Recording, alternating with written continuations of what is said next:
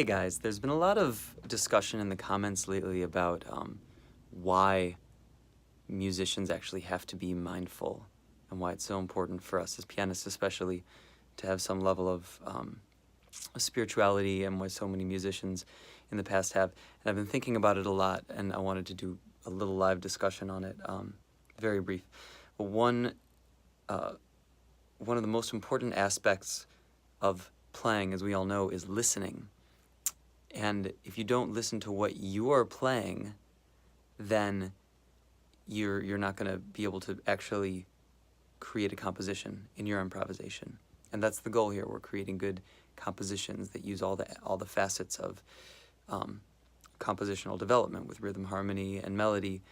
But if you don't start by letting that thing that you play sink in to your psyche, and then get processed and come out as something else, then it's stopped, and you're just going to go back to your vocabulary that you know, that you've practiced over and over, and sound like every other pianist and not have an original voice.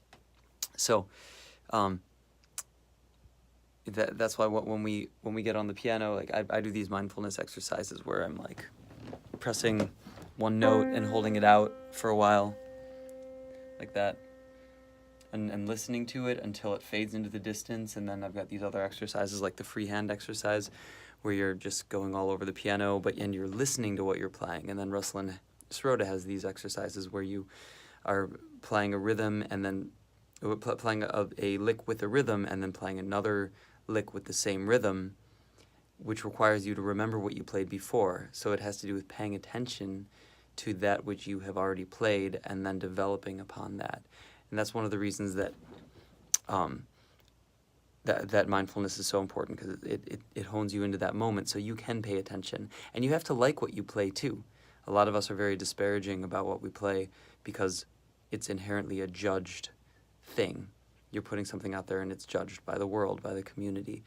And the greatest playing happens when you can let go of that judgment in one way or another. So that is...